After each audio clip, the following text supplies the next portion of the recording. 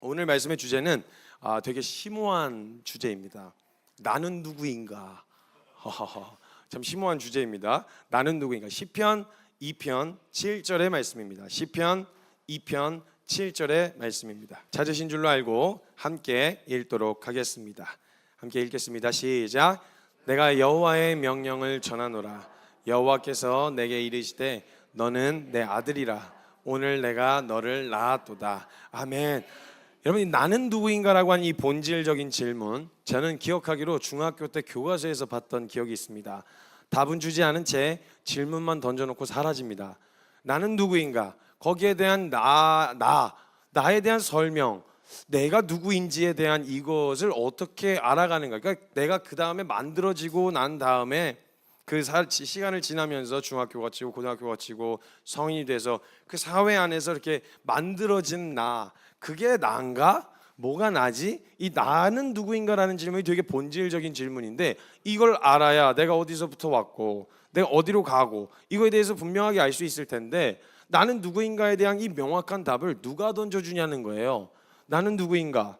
그냥 니지 뭐야 이렇게 그냥 되게 가볍게 넘길 수도 있는 주제이지만, 이 주제가 우리 인생에 미치는 영향력이 지대하게 큽니다. 지대합니다. 나는 어떻다, 나는 이렇다 저렇다 정확하게 알고 있는 사람이 과연 있을까 싶은 거죠. 나는 좋은 사람인가 아니면 나쁜 사람인가? 이것도 상황에 따라 좀 달라지는 것 같고요, 그렇죠? 그러니까 이것도 객관적으로 이야기할 수 없는 게, 누군가에겐 좋은 사람이고 누군가에게는 나쁜 사람이에요. 나한테 나쁜 사람인데 이 사람이 그래서 그냥 계속 나쁜 사람이 아니라 또 누구한테는 또 되게 좋은 사람이라는 거죠. 그러니까 그 사람에게 좋은 그 사람이 그 사람이야, 아니면 나쁘게 하는 나한테 하는 그 사람이 진짜 그 사람이야? 뭐야, 이 사람도 그 사람이고 저 사람도 그 사람이야. 그러니까 이 설명에 대한, 내가 누구인지에 대해서 설명하는 것에 대해서 이걸 묻어버리려고 하고 잘 안 하는 이유는 뭐냐? 누구도 대답해 줄 수가 없어요. 결론을 찍어줄 수가 없거든요. 그러니까 이 질문 앞에 서면 자꾸 어려워지고, 그냥 그렇게까지 생각하지 마, 너무 본질적으로 생각하지 마, 이렇게 해서 확 덮고 그냥 넘어갈 수밖에 없게 되어진다는 거예요. 내가 누구인지 어떻게 정의하고 계신가요? 지금 현재 여러분은 나는 이런 사람이에요 라고 스스로를 정의하고 알고 있는 사람, 어떻게 이제 스스로를 정의하고 계신가요? 난 착한 사람이에요. 저는 소심해요.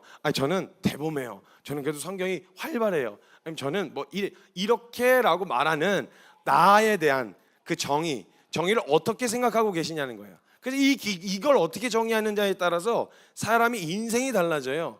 내가 만약 난 실패했어, 난 쓰레기야, 나는 진짜 아무도 필요로 하지 않아, 이렇게 되어지잖아요. 그럼 완전히 그 우울과 그 생각의 영역이 감정과 행동을 지배하게 되어지니까 거기에 확 둘러싸여서 나는 그렇구나, 그럼 난 불쌍한 사람, 난 비참한 사람, 난 실패한 사람, 그 다음에 그 삶의 방향이 결정된다니까요. 실패자처럼 살아요, 실제로. 그러니까 내가 지금 나를 어떻게 스스로 정의하고 있냐는 거예요. 난 어떤 사람이다, 이런 것에 대해서 스스로 이걸 깊이 고민하지 않은 채 그냥 던져진 대로, 그냥 떠오르는 대로 그냥 살아간다는 거예요. 보통은 나라고 하는 자아인식으로 사람들은 불행을 느끼기도 하고 행복을 느끼기도 합니다. 그런데 나를 그렇다고 생각한 그 기준이 뭐냐는 거예요. 그 기준이. 그래서 청년들을 만나고 많은 사람들을 만나보고 이야기를 나눠보면요, 나라고 하는 이 자아인식, 나는 누구인가라고 하는 이 자아인식이 굉장히 중요한 주제인데, 인생에서 이 중대한 주제에 대한 정의를 내리는 권한을 자꾸 다른 사람한테 맡겨버려요.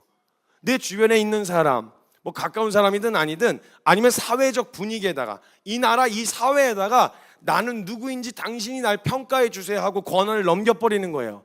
그 사회의 기준으로 봤을 때 넌 실패자야, 그럼 난 실패자라고 생각하는 거예요. 이 기준으로 봤을 때 넌 성공한 사람이야, 그럼 난 성공했다고 생각하는 거예요. 그것에 따라서 내가 울고 웃고 한다는 거죠. 도대체 나는 누구인가라고 하는 내 인생에 대한 이 중대한 주제를, 그 권한을, 그 정의를 내려줄 수 있는 권한을 지금 누구에게 맡겨놓고 계시냐는 거죠.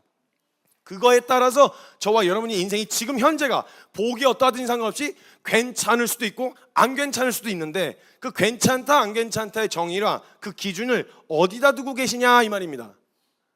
현재 내 주변의 사람들, 내가 어떤 상황에 놓여 있는지, 그곳에서 노출되어 살아가면서 그들이 정의해 준 나 있잖아요. 넌 이래. 그래서 예쁘다 이 얘기만 듣고 자라면 지가 진짜 예쁜 줄 알아요. 그게 아닐 수도 있잖아요. 근데 아니 다 예쁘죠. 다 예쁜데 예쁘다 하면은 지가 예쁜 줄 알아요. 그리고 어려졌다 못생겼다 이러면 자기가 진짜 못생겼다고 생각해요. 그게 아닐 수도 있는데 맞을 수도 있고. 근데 그 기준이 뭐냐는 거예요. 그 기준 누구한테 맡겨놨냐 이거죠. 자, 한번 이렇게 생각해 볼게요. 자, 이렇게 생각해요. 우리 형님 성함이 윤서 알고 있었어요. 우리 윤서 형제, 자, 한번 이렇게 생각해 보세요. 본인의 자기가 스스로 사람을 제가 만약 누군가가 어떤 한 사람을 이렇게 정해 버리면 한 사람 싸잡아서 그런 사람 만들어 버리기 되게 쉬워요. 자, 엄마 말을 안 들었던 적이 있습니까? 살아생전에? 있어요. 오케이. 그러면 사람하고 약속을 했는데 약속 시간에 늦거나 약속을 어겨본 적이 있어요? 있어요. 오케이. 그 다음에 오늘 끝내야 될 일을 내일로 미뤄본 적이 있어요? 평생에? 있어요. 그 다음에 뭐가 있을까? 친구들에게 거짓말을 했거나 친구들에게 거짓말을 했거나 이렇게 속였던 적이 있어요? 작든 크든 있어요. 자, 한 사람 이상 어떤 여자인데 여자를 한 사람 이상 좋아해 본 적이 있어요? 아니 그러니까 동시에 말고 평생에 한 사람만 계속 쭉 좋아한 거 아닐 거 아니에요, 그죠? 없었어요? 없었어요? 그러니까 한 사람 어떤 내가 어렸을 때 와 저 누나 예쁘다 이래갖고 좋아했다가 시간 지나고 또 다른 대상으로 바뀐 적이 있죠. 오케이. 자, 그럼 이 정보를 제가 딱 듣고 이 사람에 대해서 이제 이렇게 설명할 겁니다. 이 사람은 부모님의 말을 안 듣는 불효자입니다. 그리고 거짓말쟁이입니다. 그리고 바람둥이입니다. 그리고 친구들하고의 관계를 이렇게 보면은 이 사람은 정말 의리가 없는 사람입니다. 거짓말. 그리고 내일 일을 미뤘던 적이 있잖아요. 게으르고 나태한 사람입니다. 자, 근데 가만 듣고 보면요, 사실에 근거한 거잖아요. 그런 짓을 안 했던 건 아니니까. 그럼 제가 만약에 그 근거로 이 사람을 이렇게 설명하면 이 사람은 게으르고 나태하고 바람둥이에다가 완전 쓰레기 되는 거예요. 완전 쓰레기 되는. 근데 정확하게 다른 관점 똑같은데 평생에 보는 관점에 따라 달라지는 거예요. 그냥 이제 부모님 말을 들었던 적은 있잖아요. 평생에. 그죠? 있어요. 그리고 친구들하고 한 약속을 지켰던 적도 있죠. 있어요. 그 다음에 오늘 할 일을 오늘 끝내본 적 있죠. 있어요. 그리고 또 뭐야? 그럼 제가 이 정보를 듣고 이 사람에 대해서 이렇게 얘기를 하는 거죠. 자, 이 사람은 책임감이 강하고 왜 자기 할 일을 끝냈으니까 부모님을 정말 사랑하는 효자이며 그 다음에 정말 의리가 있고 정말 순전한 사람입니다. 이렇게 얘기하면 또 그 근거가 또 있어요. 그러면 순전한 사람, 정직하고 이제 의리가 있고 착한 사람이 이 사람입니까? 아니면 왜 아까 얘기했었던 게으르고 나태하고 이게 이 사람입니까? 그러니까 이렇게 얘기하는 사람들 주변에 있으면 난 그게 되는 거예요. 그 정의를 다 맡겨버려요. 그래서 그 사람들하고 주변에 가까이 있으면 내가 자꾸 위축이 돼요. 난 쓰레기야. 나 나쁜 놈이야. 계속 이러고 만약에 나를 그런 긍정적인 관점으로 봐주는 사람 그룹에 있으면 그래도 난 좀 괜찮은 사람이야. 그러니까 울고 웃고 나는 어떻고에 대한 정의를 죄다 주변 사람들, 주변 환경, 내가 살아가고 노출되어지는 환경에다가 갖다 놨단 말이에요. 근데 문제는 뭐냐? 얘네가 자꾸 기준이 바뀌네. 사람이라는 게 좋다가도 나쁘고 나쁘다가도 좋잖아요. 핀도 하나만 살짝 나가도요, 이 사람에 대해서는 관점이 완전히 달라져요. 분명히 다 좋은 이유였는데 딱 하나만 바뀌면 완전히 싫은 대상이 되는 거예요. 결혼하기 전에는 완전 좋은 대상이었는데 결혼하고 나니까 핀도가 나가버린 거예요. 완전히 달라진 거예요. 완전히 바뀌어버린 거예요, 대상이. 그러니까 그럼 이게 진짜인지 저게 진짜인지 모르겠는 거죠. 그러니까 이것에 대한 권한을 죄다, 나에 대한 설명의 권한을 죄다 맡겨놨어요. 그러고는 자기는 자기가 자아 실현을 위해서 내가 행복하기 위해서 산대. 근데 죄다 그 행복의 근거와 기준을 어디다 맡겨놓고 있냐? 이 변화는 기준도 없이 변하는. 그래서 언제는 그게 이쁜 거였는데 시간 지나면 그게 이쁜 게 아닌 게 되잖아요.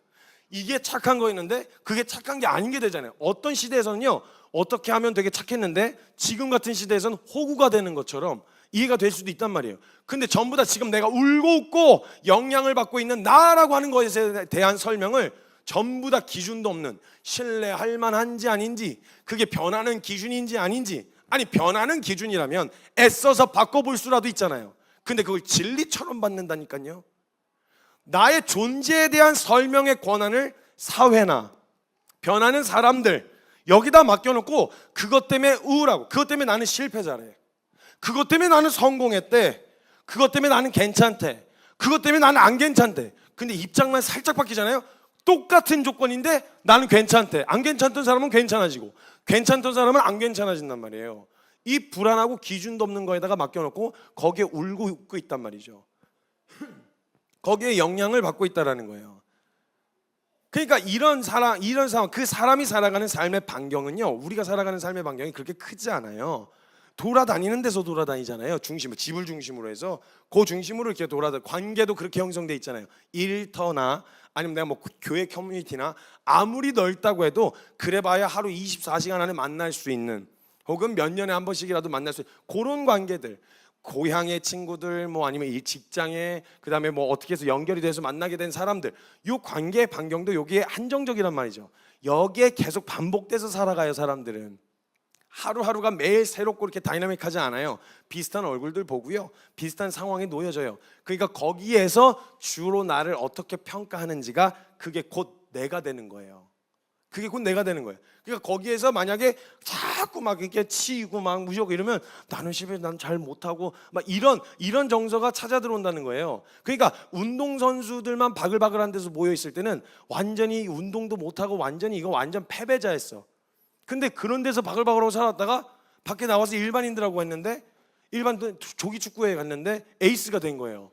프로축구에서는 완전히 허접하고 진짜 못하는 축구 저기에서 잘렸는데 2군 3군 해갖고 이렇게 잘렸는데 조기 축구에 갔더니 영웅이 된 거죠.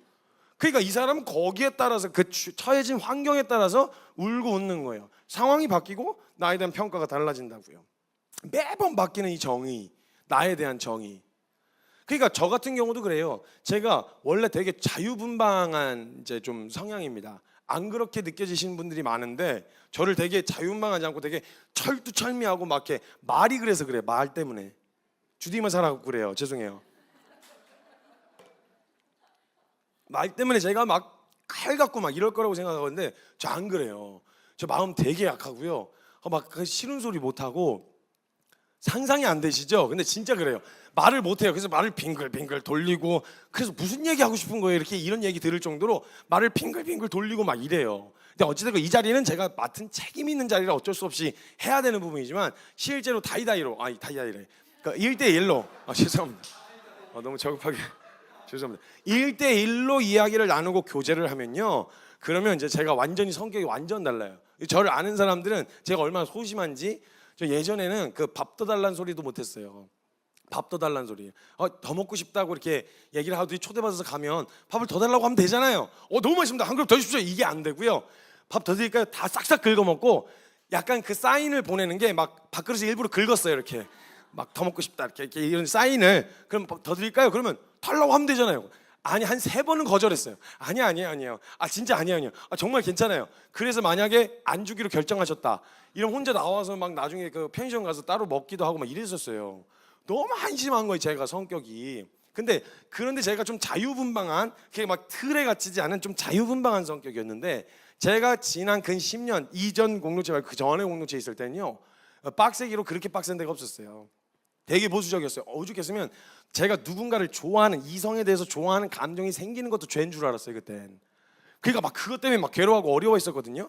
그러니까 그런 분위기에서 저는 완전히 그냥 누가 말해주지 않아도 저는 믿음 없는 사람, 덜 떨어진 인간, 그냥 저 스스로가 저를 그렇게 평가했단 말이에요. 믿음 없고 덜 떨어졌고, 뭔가 이렇게 사람들은 막 치고 나가는데 막 게으르고 나태하고 막 이런 생각이 저 그 안에 있을 때 제가 사로잡혀 있었어요.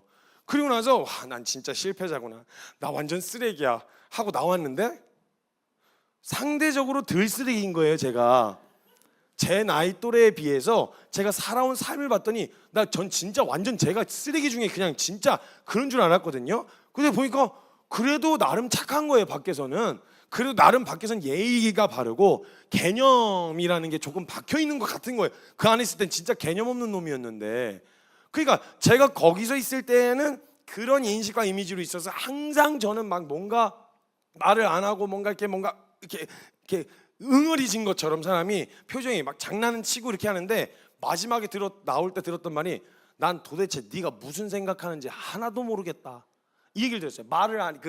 속에 있는 얘기를 안 해가지고. 그래가지고 그 상황에서 저는 진짜 저는 그런 인식을 가지고 있었단 말이에요. 근데 상황이 조금 바뀌고 조금 달라진 흐름의 그룹에 가니까 그 자유분방, 제가 갖고 있는 그 자유분방에 대한 해석이 달라지대요. 그러니까 그 재밌는 사람, 웃긴 사람, 그렇지만 그런데도 나름 보수적인 사람 이래요. 저보고 보수적이래요. 전 거기 있을 때 완전히 완전 양아치였거든요. 양아치였어요. 그 기준에 하나도 이렇게 제대로 따라가지 않은. 그래서 항상 이렇게 약간 그 시선이 어떤 시선, 제가 느끼기에 그렇게 한 게 아니라 시선이 뭔가 이렇게 막 하고 제가 막 까불까불거리면 약간 이렇게 느껴졌었어요. 그러니까 자꾸 주눅이 들고 자꾸 제가 막 이렇게 막 하고 싶은데 그러다 보면 이렇게 자꾸 주눅 들고 위축됐었단 말이에요. 그래서 제가 그 MBTI 그거 제가 별로 안 좋아하는데 한번 해보라 그래갖고 했는데 제가 I가 나왔어요. I가. 그래서 그럴 리가 없다. 사람들이 다 놀라는 게 제가 I라는 것에 대해서 되게 당황해요. 그래서 자기들이 봤을 때는 너는 훈련받은 I다. 그러니까 E인데 훈련을 받아갖고 I가 됐다. 하도 두드러 맞아가지고 그냥 하도 시달려갖고 원래 E인데 이러다간 내가 이제 그냥 죽겠구나 싶어가지고 스스로 I가 되기로 결정한 요런 케이스라고 얘기를 할 정도로 그게 사람이 그렇게 되대요. 근데 상황만 딱 바뀌니까 제 자유분방하면 누가 볼 때는 막 웃는 거예요. 같이 있으면 즐거운. 어떤 사람에게는 내가 웃기고 어떤 사람은 되게 막 보수적, 이 입장이 전혀 달라지는 거죠. 그러니까 좋게 보는 사람들이 주변에 있으면 나를 긍정적으로 해석하게 되어지는 거죠. 그럼 또 웃어요. 기분이 좋아져요. 내가 그래도 쓸모 있구나, 쓸만하구나, 이런 생각이 찾아 들어온단 말이죠. 그런데 인생을 살아보면 알겠지만 내 주변에 내가 원하는 사람들로만 채워넣을 수가 없단 말이에요. 나를 싫어하는 사람들도 있을 수 있고 나를 좋아하는 사람도 있을 수 있단 말이에요. 근데 지금 현재 어떤 사람들이 주변에 있는지에 따라서 스스로에 대한 해석과 어떤 분위기에 노출되어 있는지에 따라서 스스로에 대한 해석이, 인식이 달라지게 되어지는 거예요.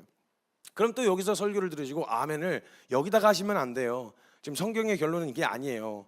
여기다 아멘 해가지고 내 주변에 나를 건강하게 만들주, 나를 좋아해주고 나를 이렇게 높이 봐주는 사람들만 주변에 채워넣어야 되겠다. 절교해, 다 나머지는 절교해, 다 끊어내, 이래갖고 또 실천한다고 가셔고 그런 짓 하고 그러시면 안 돼요. 그 얘기를 하는 게 아닙니다. 어차피 누구 채워놔도 수 틀리고 이렇게 조금만 삔또 나가면요, 그 사람도 나를 좋아하다가 얼마든지 등질 수 있는 사람이에요. 등질 수 있는 사람이란 말이에요. 그래가지고 그 영역에 있어서 사람을 바꾸고 주변 환경을 바꾸는 거에 대한 답이 중요한 게 아니라 내가 그 해석을 거기에다 두고 있는 게 아니라 이 해석의 그 정의를 내려줄 대상을 바꿔야 된단 말이에요. 변하지 않는 대상으로, 변하지 않는 한결같은 근거와 기준으로 나를 들여다봐야 되는데 문제는 계속 거기다 맡겨놓고 있다는 거죠. 그래서 인간이 유한하기 때문에 좋아하던 사람이 날 싫어할 수도 있고 싫어하던 사람이 좋아할 수도 있어요. 이 언제 바뀔지 모르는 사람에다가 그 사회적 분위기에다가 나에 대한 해석을 맡기면 안 된다는 거예요. 우리가 누구인지, 나는 누구인지에 대한 이 중대한 주제, 결정짓는 중요한 기준은 절대 변하지 않는 불변에다가 선과 악의, 옳고 그름의 기준이 되어지는 그 정확한 기준으로서 나를 들여다봐야지, 그 기준에 의하여 안 괜찮다 그러면 세상 다 들고 일어나서 괜찮다고 해도 안 괜찮은 거예요.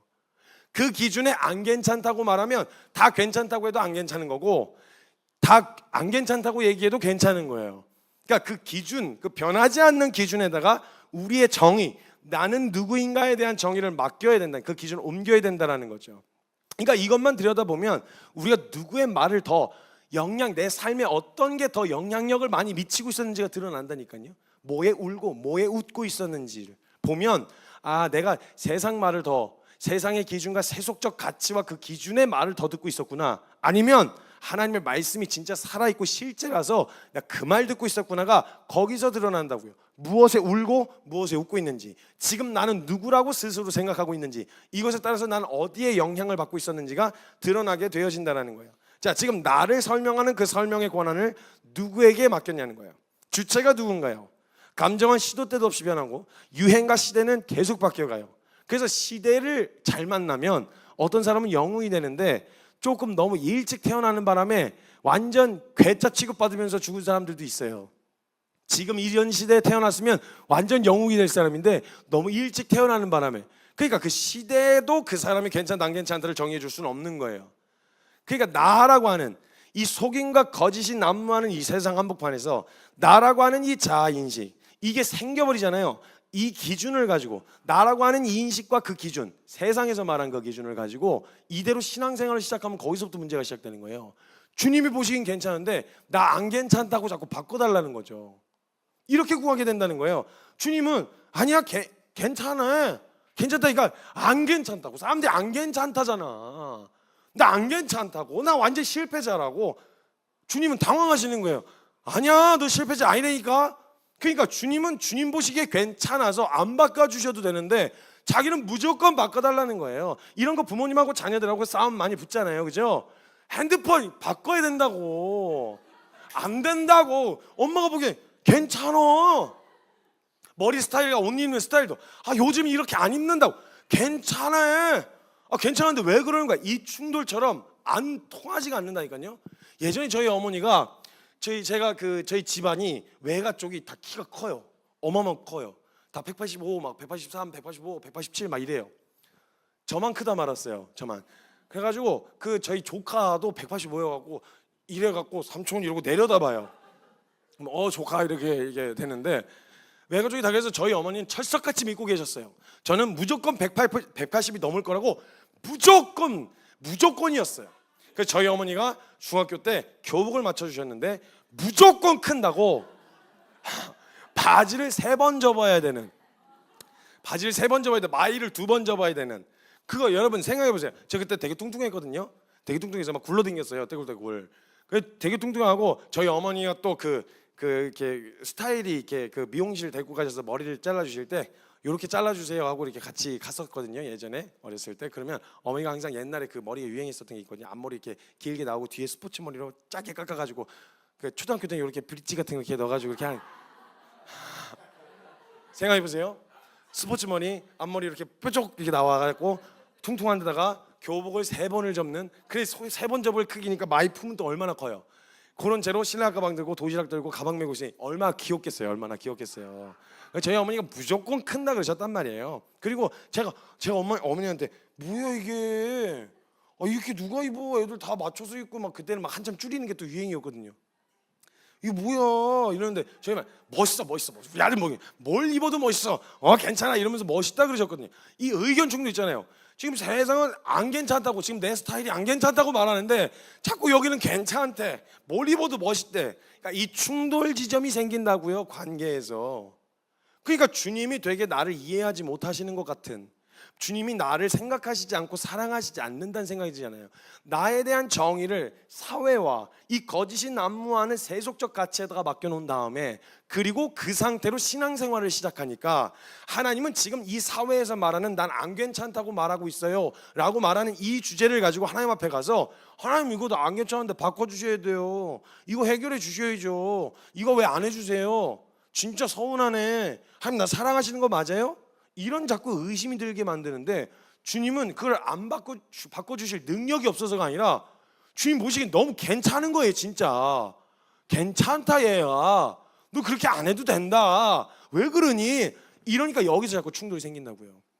그래서 이 자인식이라고 하는 나에 대한 정의, 나에 대한 해석의 권한을 넘기는 게, 한쪽으로 완전히 넘겨버려야 되는데 한쪽으로 이쪽에다 반은 걸치고 그 다음에 거기에 대한 해결책은 여기다가 구하면 이게 되겠냐고. 전혀 다른 가치인데, 기억하세요 여러분, 우리가 크리스찬으로 살면서 세속적 가치에 들어가서 그 한복판에서 살고 있다 보니까 가끔은 하나님 나라의 가치와 세상의 가치가 공존이 가능하다고 믿어요. 절대 불가능합니다. 같이 갈 수 없어요. 그 가치는 공존할 수 있는 가치가 아니에요. 이 가치, 이 땅이 여기서 살아갈 땐 이 세속적인 가치관, 교회에 왔을 땐 이 가치, 이게 아니라고요. 이렇게 되니까 우리의 신앙 가운데 혼란이 찾아올 수밖에 없게 되어지는 거예요.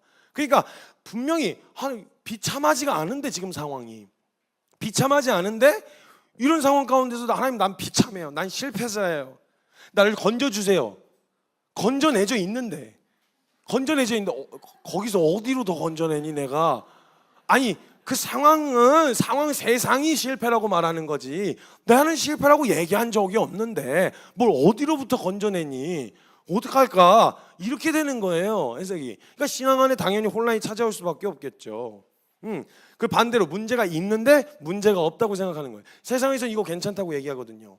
세상에 그렇게 해도 된다고 얘기하거든요. 근데 주님은 아니야, 너 그거 그렇게 가면 안 돼. 너 진짜 큰일 난다. 너 그거 유지하고 너 그렇게 가다가는 내가 널 창조했고 내가 널 디자인하고 계획했기 때문에 그거 용도대로 쓰여지지 않으면 망가진다는 거 아시잖아요. 그죠? 분명 사용 설명서에 그 어떤 물건을 사면 사용 설명서가 동봉되는데 그 동봉되어지는 사용 설명서가 서에는 뭘 하지 말아라, 기계 같은 경우는 물에 담그지 말아라 뭐 이런 얘기가 있단 말이죠. 근데 싫은데 내가 담글 건데 이래갖고 가서 담갔어요. 그럼 어떻게 돼요? 고장나요. 고장난다고요. 마찬가지예요. 창조하신 하나님이 이 인생이 어떻게 살아야 가장 건강한지 아셨다고요. 이걸 하면 되냐 안 되냐 이게 아니라 죄인이 모든 것을 죄의 도구로 사용하면 반드시 그 인생 피폐하게 되어지는 걸 주님이 아시니까 죄인의 본성대로 하는 것에 대하여 위험해, 그렇게 가면 안 돼, 그 본성대로 그 원초적인 본능에 이끌려서 가다가 너 네 인생 망가진다, 네가 피폐해진다고, 네 해도 된다고 독려하고 괜찮다고 말하는 그놈들 네 인생 피폐해졌을 때 아무도 안 돌아봐준다. 내가 책임질. 그러니까 생각을 해보세요. 남의 집 자식이 뭐 사탕을 주워 먹든 뭘 하든 무슨 상관이겠어요. 먹어라 할 수 있어요. 이모 삼촌은 애들한테 사탕 주고 초콜릿 무한대로 줄 수 있어요. 엄마는 못해요. 왜냐면 얘가 이빨 아프면 치과 데려가는 건 엄마니까요. 이모 삼촌이 아니라. 그렇죠? 그러니까 그 인생을 책임진다고 이야기하면 모든 걸 다 하라, 괜찮다라고 이야기해 주는 건 절대 그 사람을 진짜 한 영혼으로서 내가 책임질 사람이라고 생각 안 하는 거예요. 그러니까 저는 궁금한 거예요. 결국 같이 교회에서 같이 생활하고 같이 살아간다면 저와 여러분 결국은 서로를 책임지고 한 영혼이 정말 주님 앞에 돌아오기를 바라고 원해서 교회 안에서 진짜 우리 주님 나라 갈 때까지 우리 끝까지 싸우자, 우리 끝까지 견디자, 이게 교회 공동체인데 그 안에서 어떻게 나이스하기만 할 수 있죠? 괜찮아 그럴 수 있어요, 괜찮아, 이게 어떻게 그게 가능하냐고요. 만약에 진짜 죽을 길로 갈 것 같으면 아니야 안 돼, 막 해서 끌려 잠겨서라도 조금 싫어서 자기가 떠나가면 그건 어쩔 수 없는데 어떻게든 그 자리에 같이 서고자 하는 몸부림이, 그 싸움이 있어야 되는 거잖아요. 그게 정상이라고요. 그러니까 이 영역에 있어서 우리 안에 벌써 그 인식, 나라고 하는 존재에 대한 그 인식과 권한을 누구에게 맡기고 있는지에 따라서 저와 여러분의 신앙생활뿐만 아니라 인생이 달라져요. 지금 누군가가 우울해하고 있을 수 있는데 그 우울의 근거가, 이유가 뭡니까? 뭐 어떤 사람은 그 병으로서 호르몬의 반응이라고 얘기할 수도 있겠죠. 그런 중증 우울증 환자는 저도 많이 만나봐서 그런 거에 대한 부분은 이제 접근이 좀 신중해야 되지만 저와 여러분 가운데 나는 이래, 난 실패했어, 나는 불필요한 존재야, 나는 내가 뭘 할 수 있겠어, 낙심하고 주저앉아서 찾아온 그 우울감에 벗어나질 못하고 거기 휘둘리고 있는 사람, 거기 누구 이야기 듣고 그런 건가요? 누가 그렇게 이야기해 주던가요? 그걸 진리처럼 붙들어야 할 내용이 맞던가요? 그 이야기를 그렇게 신뢰할 만한 대상이 맞아요? 그 이야기를 내 인생의 통째로 나에 대한 평가를 맡겼으니까 그 사람이 내가 지금 영향을 받는 거잖아요. 그럼 그 얘기를 해준 사회와 그 분위기 그리고 그 사람은 신뢰할 만한 대상이 맞습니까? 아닌데 맡겨버리는 거예요. 그럼 밑도 끝도 없이 그냥 맡겨버리는 거예요. 그 해석을. 지금 나라고 하는 것에 대한 설명과 해석의 권한을 누가 가지고 있느냐는 거죠. 그분이 말씀하신 내가 현재 나라고 생각하고 있는지, 아니면 그 사회적 분위기가 평가하고 있는 나, 그 분위기 기준에 못 미쳤으니 나는 불행하고, 그 기준에 못 미쳤으니까 나는 실패했고, 그 기준에 못 미쳤으니까 나는 이렇고 저렇고 하는 요렇게 맡겨놓고 있지는 않냐는 거죠. 일단 우리는 스스로 설명할 수가 없어요. 왜냐하면 여러분이 태어나고 싶어 태어난 것도 아니고 덜렁 던져지고 보니까 여러분이잖아요. 뭐 성별을 결정하셨어요? 아니면 뭐 내가 부모를 결정했어요? 나라를 결정했어요? 아무것도 결정한 거 없이 그냥 던져지고 보니까 나잖아요. 그러니까 내가 어디서부터 왔는지가 설명이 안 되니까 내가 누구인지에 대한 설명이 불가능해요. 그러니까 존재가 무엇이냐는 그 설명 자체를 스스로 해낼 수 있는 인간은 없어요. 스스로에 대한 존재를 설명하실 수 있는 분은 딱 한 분밖에 안 계세요. 하나님, 스스로 존재하시는 하나님. 그래서 하나님은요, 하나님은 뭘 갖다 붙여도 하나님은 다 가능하세요. 하나님은 이다, 하나님은 I am 하고 뒤에 붙이는 게 다 돼요. 나는 빛이다, 나는 사랑이다, 나는 그냥 존재한다, I am who I am, 나는 나다. 이게 가능한 건 하나님밖에 없어요. 정신 나간 애들이 가끔 나는 나다 뭐 이렇게 하는데 그건 이제 근거도 없는 그냥 헛소리인 거고요. 스스로 존재하지도 않는데 어떻게 그걸 설명을 합니까? 어디서부터 왔는지도 모르는데. 그냥 우리가 지금 피조물이라고 믿고 있는 사람들이란 말이죠. 지음받았다고. 그리고 우리를 창조하신 분이 하나님이라고 믿는다는 거예요. 그러면 그분이 나를 어떻게 보시고 계시고 그분이 나를 어떻게 생각하시는지가 바로 나라고 하는 것이라는 진리인데, 근데 우리가 스스로 어떻다고 생각하고 있는, 인식하고 있는 지금 그 내용이 하나님이 말씀하신 게 맞냐고요. 이걸 들여다봐야 된다는 거예요. 그럼 내가 지금 무엇에 영향을 받고 있는지를 우리가 알 수 있게 되어지고 볼 수 있다는 거죠. 스스로가 어떻다고 생각하는 그 지금의 여러분은 하나님의 말씀에 의하여 그렇다고 생각하고 있는지 돌아봐야 된단 말이죠. 가끔은 우리가 아까도 말씀드렸던 것처럼 세속의 가치와 하나님 나라 가치가 공존할 수 있다고 생각하는데 불가능합니다. 아예 정반대에 있다고 이야기하세요. 그냥 가던 길에 겸사겸사 한번 들려서 약간 경유지처럼 들릴 수 있는 코스가 아니고요, 정반대의 길에 있다고 말씀하고 계세요. 로마서 8장 5절에서 8절까지의 말씀을 보면요, 정반대에 있는 길입니다. 육신을 따르는 자는 육신의 일을, 영을 따르는 자는 영의 일을 생각하나니 육신의 생각은 사망이요 영의 생각은 생명과 평안이니라. 육신의 생각은 하나님과 원수가 된다고 이야기를 해요. 정반대의 길이라는 거예요. 이는 하나님의 법에 굴복하지 아니할 뿐 아니라 할 수도 없습니다. 육신에 있는 자들은 하나님을 기쁘시게 할 수 없느니라. 육신의 생각은 하나님과 좀 거리감이 느껴지는, 그냥 적당한 거리를 유지하는, 그러나 뭐 이렇게 얼굴을 마주 볼 수 있는 이런 관계가 아니라 원수가 된대요. 공존 자체가 불가능하다는 겁니다. 그리고 하나님의 뜻을, 하나님의 법을 그냥 흉내라도 된, 이게 아니라 법에 대하여 완전히 대적하는 자리에 선다는 거예요. 굴복하지 아니할 뿐 아니라 할 수도 없다라고 이야기하신다고요. 자, 보실래요? 우리가 흔히 알고 있는 것도 세속의 가치에서 잘 산다 못 산다의 기준이 뭡니까? 뭐 돈, 아니면 뭐 분위기, 그 사람이 가지고 있는 뭐 재정적인 여유와 여러 가지가 있겠지만 대한민국에서 특히 잘 산다 못 산다가 약간 경제적 기준인 경우가 많죠. 걔네 집 진짜 잘 살아 이러면 화목한 가정이 먼저 떠오르진 않잖아요. 그죠? 일단 돈 먼저 생각나죠. 좀 부유한 집안이구나 이렇게 생각한다고요. 그럼 하나님 나라의 가치에서 잘 산다 못 산다의 기준은 뭔가요? 같은가요? 비슷한가요? 아니죠. 세상의 기준에서 높고 낮으면 뭔가요? 높은 벌써 높은 직책, 지위에 있는 사람, 그렇죠? 낮은 건 우리가 흔히 사람들이 잘 가지 않으려고 하는, 하지 않으려고 하는 그런 약간 귀천은 없는데 천하다고 생각하는 그런 일들, 그렇죠? 그게 높고 낮음의 기준이에요. 하나님 나라의 가치에 높고 낮으면 뭔가요? 다르죠? 딱 봐도 우리가 생각하기에도 정반대, 비스무리한 것도 아니고 공존할 수 있는 것도 아니고 정반대잖아요. 정반대. 이걸 어떻게든 교묘하게 잘 낀겨 맞춰보겠다고 애는 쓰는데 절대 이거 안 돼요. 주님, 낮아지는 게 높아지는 거라고 하셨어요. 낮은 게 높은 거라고 하셨단 말이죠. 높은 건 조심하라 그러셨어요. 떨어질까 조심하라고. 그거 언제 떨어져 처박힐지 모르니까 조심하라고. 그래서 하나님 나라에서는 지는 게, 이기고 지고의 기준도 다르잖아요. 세상에서는 그냥 어떻게든 짓밟고 내가 우위에 서면 이긴 거, 완전히 그냥 다 털리면 지는 거. 근데 성경적 기준에서 하나님 나라의 가치에서 진다 이긴다의 기준이 완전 달라요. 뭔가 성경적 기준에서는 내가 다 털린 것 같은데 상황적으로 보면 다 털린 건데 진 게 이긴 거래. 그리고 막 어떻게든 그렇게 해서 악착같이 취해서 이긴 게 진 거래. 완전히 다르다니까요. 정반대예요, 여러분. 비슷하게 걸쳐서 같이 해석할 수 있는 여지 자체가 없어요. 성경에서 그걸 계속 이야기하고 있단 말이에요. 근데 절반은 세상의 가치관으로 날 이해하고 절반은 하나님 나라의 가치로 나를 이해하려고 하면 이게 충돌을 일으키지 않겠냐고요. 충돌을. 당연히 어려울 수밖에 없다는 거예요. 그냥 봐도 전혀 다른 정반대의 가치란 말이죠. 그러면 이렇게 물어볼 수밖에 없어요, 이제.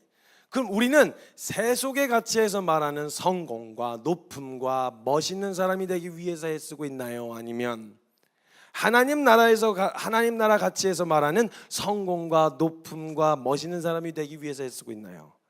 벌써 누구 말에 더 영향을 받고 있고 누구의 이야기에 의해서 지금 나라고 생각하고 있는지가 드러난다는 거예요. 내가 지금 애쓰고 있는 방향을 보면 정반대의 길이라고 했잖아요. 세상에서 말하는 성공, 그 다음에 말하는 멋있는 사람, 높은 사람.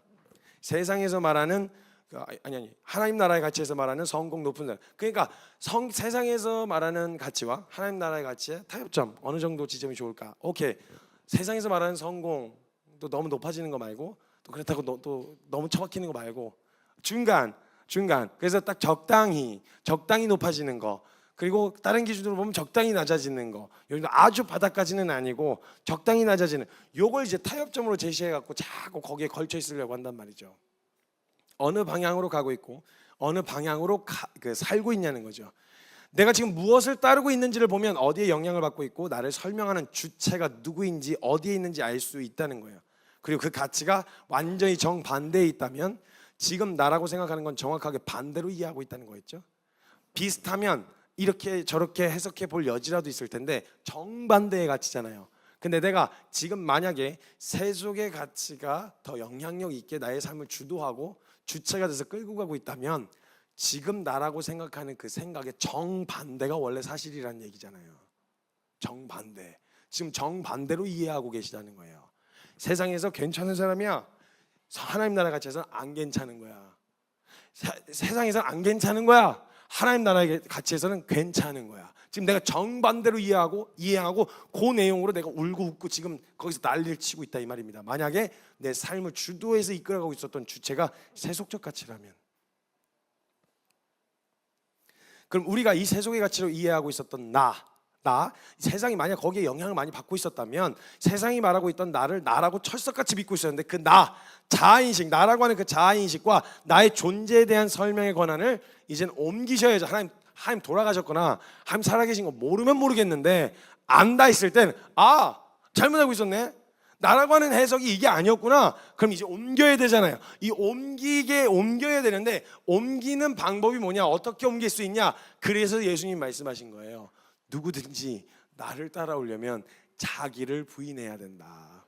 네가 지금까지 세속의 가치로 거짓과 속임으로 똘똘 뭉쳐서 그게 나라고 철석같이 믿고 와서 그 얘기만 나오면 울고 감정과 모든 정서가 다 거기에 반응해. 그게 진리인 것처럼 믿고 살았다고. 근데 그게 사실이 아닌 게 밝혀졌네. 근데 난 지금까지 그렇게 살아와서 너무 익숙해.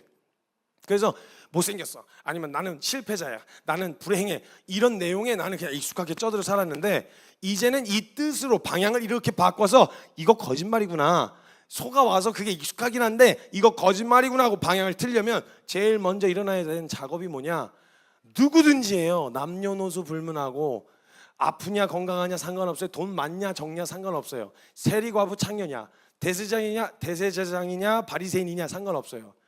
예수님의 직책에 따라서 그 사람 상황에 따라 좀 다르게 대하셨거든요.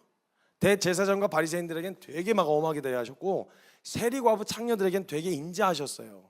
근데 그 모든 이들에게 누구도 예외 없이 양보 안 하신 게 있는데 뭐냐, 누구든지 날 따라오려면 자기 부인해라, 그리고 십자가 지고 나를 따를 것이니라.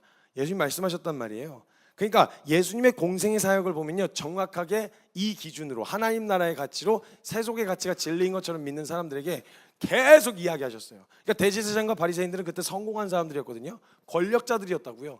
근데 그 사람들 그래서 다 괜찮다고, 야, 저 사람이 기준이지, 저 사람이 말하면 옳은 거고 그런 거지, 이렇게 생각하고 다 우러러보고 있었는데 예수님 가셔갖고 니네 안 괜찮은 거요, 이 회칠한 무덤아, 이 독사의 자식들아, 이 외식하는 자요, 이래갖고 호되게 혼내셨어요.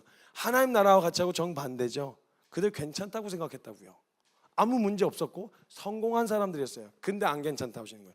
부자 청년도 마찬가지예요. 성경에 등장하는, 누가복음 18장에 등장하는 부자 청년도 사람들이 다 인정해주는 성공한 사람이었어요. 근데 예수님은 안 괜찮다 그러셨어요. 근데 거꾸로 보세요. 거꾸로 세리 과부 창녀들은 사회적으로 실패한 사람들이었어요.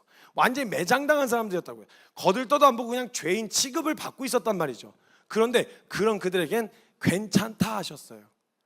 너 스스로 헤어나올 수 없을 만큼 완전히 망가지고 사회의 모두가 다 널더러 실패했다, 음란하다, 얘기하는 그 모든 상황 가운데서 예수님이 아니야, 괜찮다, 그래서 내가 왔다, 그러니까 너 이제 괜찮다, 너는 어쩌면 그것 때문에 너 주님 앞에 더 엎어질 수 있는 은혜의 기회가 되었다. 그래서 행음하다 붙잡힌 여인 앞에서 다들 돌로 쳐서 죽여야 된다고 이야기하는 그 한복판에 가셔서 예수님은 나는 너를 정죄하지 않는다, 가라, 괜찮다, 다신 죄를 짓지 마라, 이렇게 보내신다고요. 정반대의 가치에서 괜찮다 하던 사람들을 안 괜찮다 하셨고 안 괜찮다 하던 사람들을 괜찮다 하셨어요. 정확하게 하나님 나라의 가치로, 그 기준으로, 정확 기준으로 얘기하셨단 말이에요. 그래서 지금까지 나라고 알고 있었던 것을 내려놓고 성경에서 말씀하시는 나에 대해서 뭐라고 말씀하신지를 먼저 들여다봐야 된다는 거예요. 해석과 관점이 완전 다른 거예요. 좋게 몰라치면 한없이 좋고요, 싫다고 치면 한없이 싫은데 그 기준이 근거도 없는 기준이었는데 정말 근거가 있는 기준으로 나를 들여다봐야 될 거 아니에요. 그 기준은 우리가 믿기로는 하나님의 말씀 아닙니까? 풀은 마르고 꽃은 시들어도 영원히 변하지 않는 하나님의 살아계신 말씀, 그 말씀이 우리를 해석하는 근거가 되어져야 된다고요. 그럼 그 말씀이 뭐라고 하고 있는지를 봐야죠. 자, 우리가 그 모든 나라고 생각했었던 기준들을 다 내려놓고 성경에서 우리를 뭐라고 하고 있는지를 살펴보겠습니다. 로마서 3장 10절에서는 이렇게 이야기합니다. 띄워드릴게요. 기록된 바 의인은 없나니 하나도 없다. 그러니까 지금 나 나름대로 괜찮은 거 아니야? 나 그래도 잘 살고 있었던 거 아니야? 야, 그래도 다른 사람들보다 내가 남들한테 피해도 안 끼치고 살았는데, 그래도 내가 번 돈으로 사람들한테 선행도 많이 베풀었는데 이 정도면 괜찮은 거 아니야? 라고 이야기할 수 있는데 성경은 뭐라고 얘기하고 있냐? 안 괜찮다. 기록된 바 의인은 없나니 하나도 없다고 이야기하고 있습니다. 로마서 3장 23절에서는 이렇게 얘기합니다. 모든 사람이 죄를 범하였음에 하나님의 영광에 이르지 못하더니. 이 말은 우리는 괜찮다, 이 정도면 나 괜찮은 사람이야 라고 말하는 사람들이, 아니 넌 안 괜찮아, 넌 죄인이야 라고 이야기를 하고 계신다는 거예요. 성경은 무작정 위로해 주는 거, 여러분, 그거 위로 아닙니다. 성경에서도 무작정 그냥 죄인의 마음을 위로해 주는 건 그건 위로 아니에요. 돌이켜 주님께로 따르려고 하는 그 몸부림과 싸움, 그 걷는 걸음에서 오게 되어지는 치열한 싸움을 격려하고 위로하는 건 오케이. 근데 죄인의 자리에 눌러 앉아 있으면서 나 상처받았다, 이거에 대한 위로는 진짜 위로 아니에요. 벗어나게 해줘야 될 거 아니에요. 그 자리, 퍼즐로 앉아 있는 그 자리 떠나게 도와줘야 될 거 아니에요. 그게 진짜 도움이란 말이에요. 주변의 사람들이 너 그래도 너 정도면 괜찮은 거야, 주변의 평균적인 사람보다 선행도 많이 베풀고 나름대로 정직하게도 살았고 애도 쓰면서 살았잖아, 주를 위한 사역도 했잖아, 열심도 냈잖아, 그러니까 나 괜찮은 거 아니야? 하고 그 자리를 지키고 있는 사람들에게 하나님께서 단호하게 말씀하세요. 로마서 1장 32절에 다른 얘기 안 하시고 주변 사람들이 괜찮아, 그 정도면 괜찮아, 잘 살고 있는 거야, 오라 너 잘한 거야 라고 말하는데, 아니 단호하게 말씀하시는데, 이 같은 일을 행하는 자는 사형에 해당한다고 하나님의 정하심을 알고도 자기들만 행할 뿐만 아니라 이런 일을 행하는 자들을 또한 옳다 하느니라. 괜찮아 해준다 이 말입니다. 괜찮아, 남한테 피해는 안 끼쳤잖아, 괜찮아, 그 정도는 용서해 주시오, 용납해 주시오. 아니요, 하나님은 이 죄에 대한 문제가 정확하게 해결되지 않은 채 용납하고 품으실 수 없으십니다. 그래서 우리를 사랑하셔서 우리를 품으시기 위해서 하신 일이 죄에 대한 심판이었어요. 이걸 제껴놓고 뭘 은혜를 이야기합니까?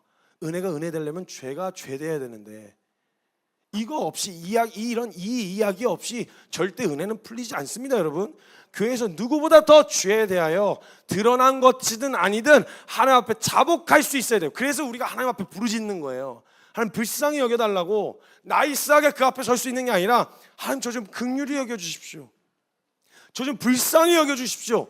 이 태도가 항상 주님 앞에 서면 나타날 수밖에 없다는 거예요. 고개 뻣뻣하게 안 나와요, 주님 앞에 서면. 우리는 현재 괜찮지 않다, 괜찮다 해서 내가 하나님이 정하신 기준에서 사형에 해당한다는 죄인이라는 사실에 대해서 인정하지 않게 하고 은혜를 은혜로 여기지 못하게 만드는 거예요. 우리는 현재 괜찮지 않다, 그 은혜 안에서 안정을 누리는 게 아니라 하나님이 이루신 예수 그리스도를 통해서 이루신 것 안에서 누리는 안정감이 아니라, 그래도 내가 한 것들로 인해서 안정감을 찾으려고 한다면, 사람들을 기준 삼아서 사람들보단 괜찮다는 것으로 내가 만약 안정감을 찾으려고 한다면 그거는 절대 괜찮지가 않다고 성경에서는 얘기하고 있는 거예요. 괜찮다라고 한다면 예수 그리스도 안에서는 모르겠는데, 그 꼴로 예수 그리스도가 아닌 다른 기준들로 만약 주님 앞에 선다고 한다면 전혀 괜찮지 않다. 성경은 이렇게 이야기하고 있는 거예요. 세상이 괜찮다고 하는데 괜찮은 게 아니에요, 여러분. 말씀의 근거로 괜찮다고 하셔야 된단 말이에요. 근데 그 말씀을 근거로 안 괜찮다고 하셨어요. 오직 예수 그리스도 안에 있을 때 그것에 의한 안정감이어야지, 내가 무엇을 해서 내가 어떻게 해서 사람들을 기준으로 안정감을 찾고 있었다면 여러분 불안해하셔야 됩니다. 나 괜찮은 거 맞아? 나 잘 가고 있는 거 맞나? 불안해하셔야 된다는 겁니다. 자, 그럼 또 성경에서 우리를 또 뭐라고 이야기하고 있냐? 두 번째, 아들이라고 하십니다. 그리고 존귀하다고 하십니다. 성경에서 이렇게 또 후드로 까놓고 죄인이라고 막 후드로 까놓은 다음에 갑자기 또 존귀하다 그러면 이거 어렵죠. 그러니까 그게 확실하게 인정돼서 나는 안 괜찮은 거구나 라고 했는데, 그렇게 나온 자들을 주님이 보실 때 괜찮다고 하신다는 거예요. 그렇게 나아왔을 때, 그러고 사는 거 말고 그렇게 나아왔을 때 주님이 괜찮아, 괜찮아 자식아, 마 아파야 아파, 야, 다 준비해놨다고 걱정하지 마라, 이렇게 괜찮다 하신다는 거예요. 시편 2편 7절에 오늘 말씀, 본문 말씀인데, 내가 여호와의 명령을 전하노라. 여호와께서 내게 이르시되 너는 내 아들이라.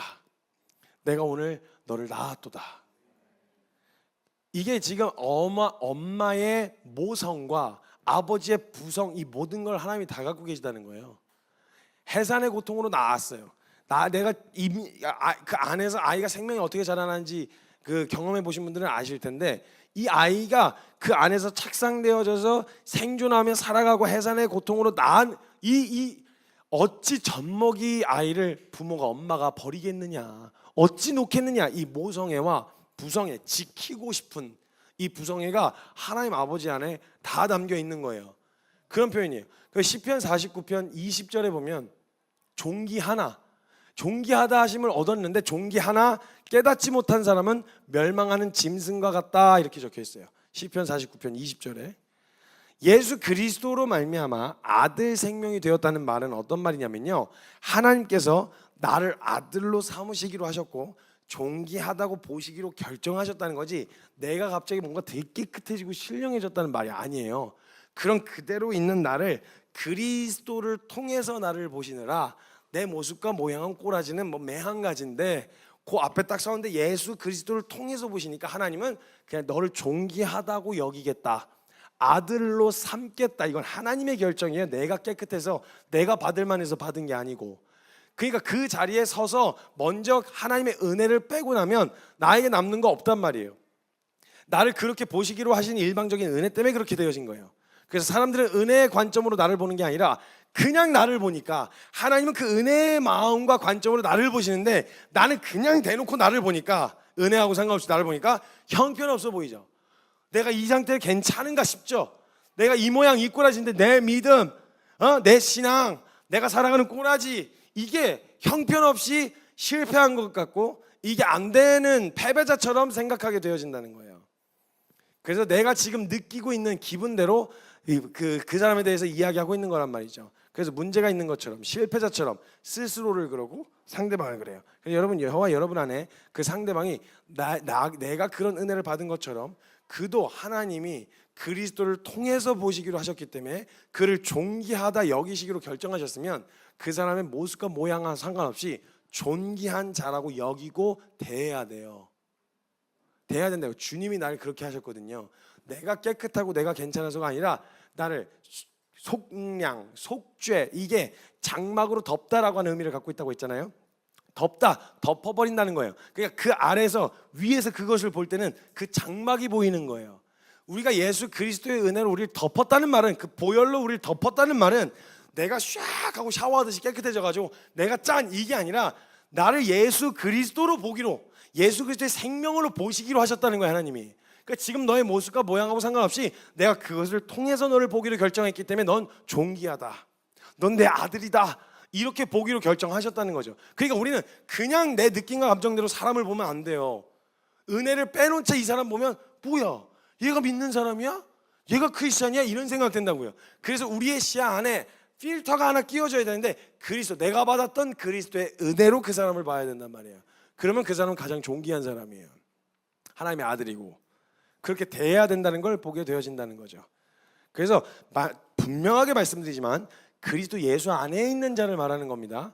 그리스도 예수 안에 있다는 말은 그리스도가 필요한 줄 아는 죄인인 것을 깨닫고 인정했다는 말이고, 그 상태로 그리스도에게로 피하러 그 안에 거하는 자에게는 정죄함이 없다. 왜냐? 그를 그리스도로 보시기로 결정하셨으니까, 예수 그리스도로 보기로 결정하셨으니까, 자신의 하나밖에 없는 아들을 존귀하게 여기시듯 하나님이 그렇게 존귀한 자라고 부르신다는 거예요. 로마서 8장 30절에서 39절을 제가 낭독해 드릴 겁니다.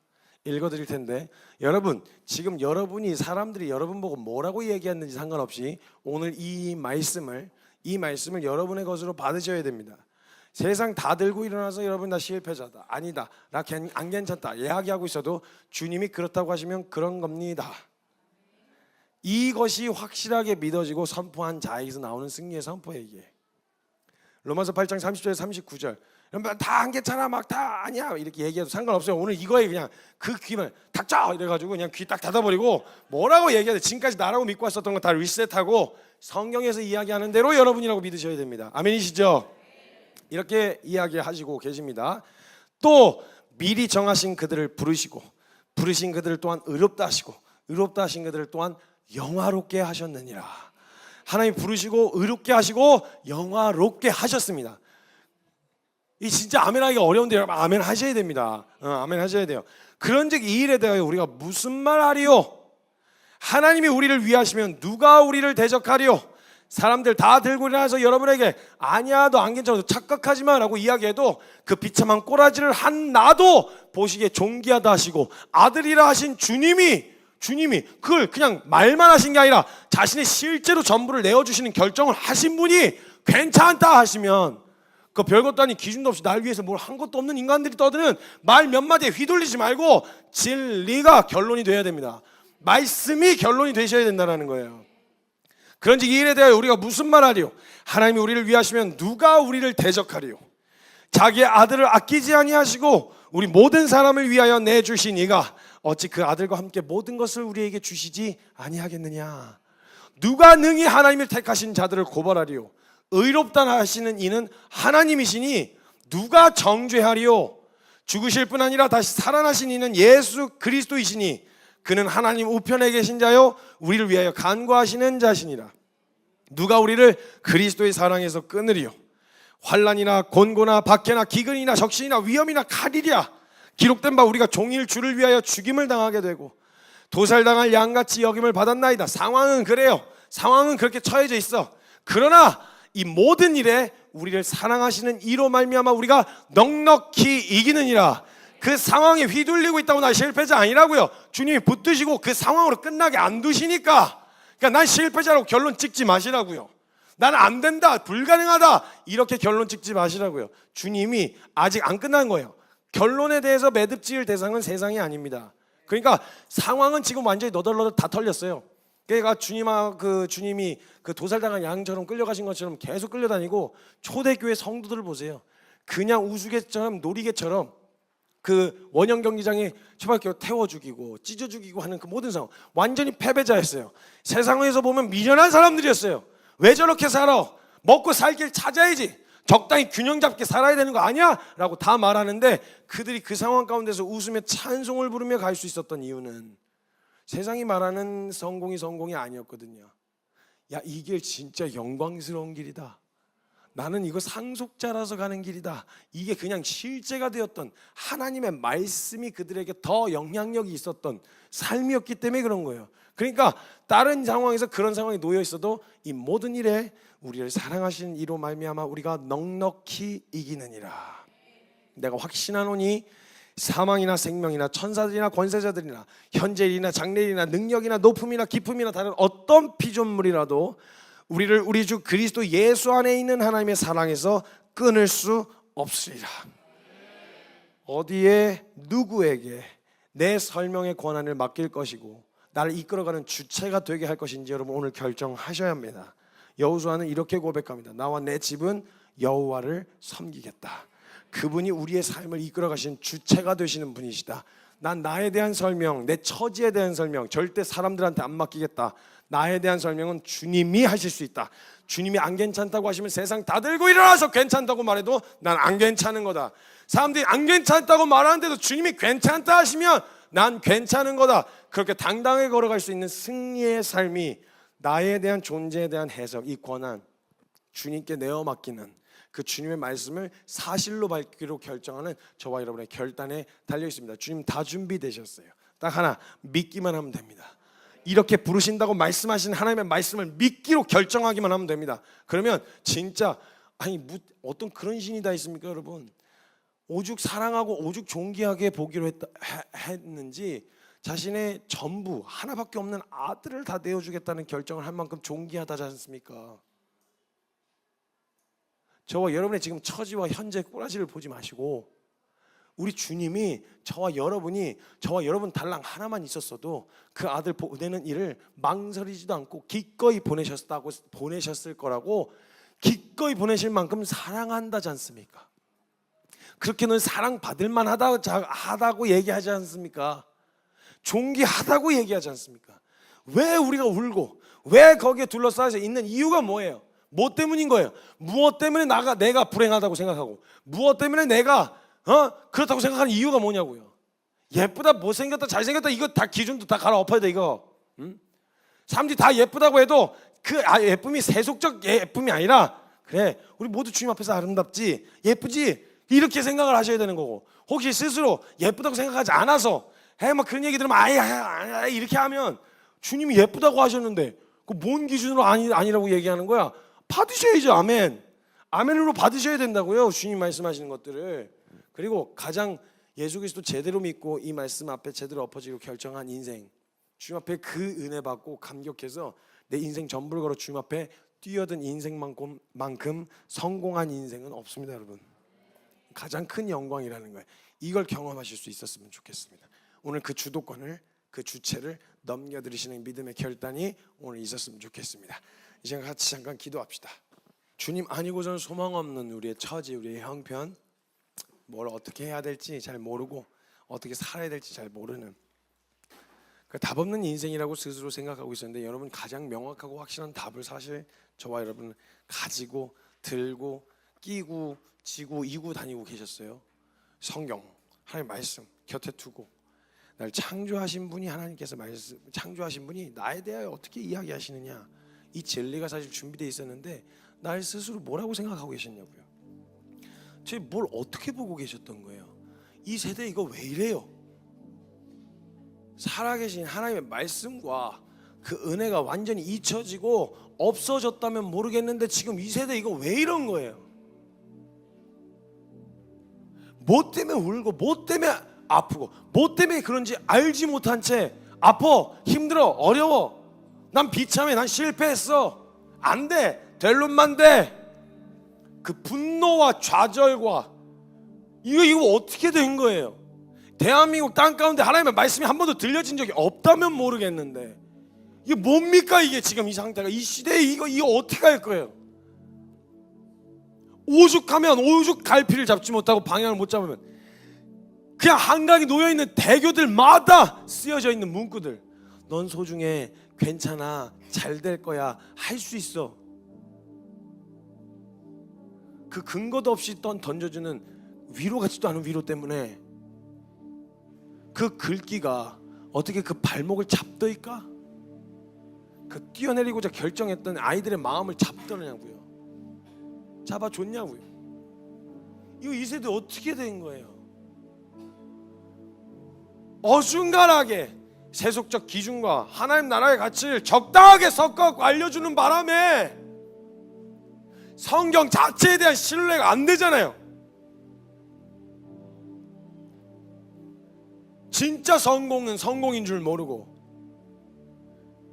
진짜 실패했는데 자기가 성공한 줄 착각하는, 하나님 나라의 기준으로 하나님 말씀하신 그 여러분이 지금 여러분 맞냐고요. 그 자리 벗어나라고 이야기하는데도 못 벗어나고 민기적거리고 있진 않냐고요.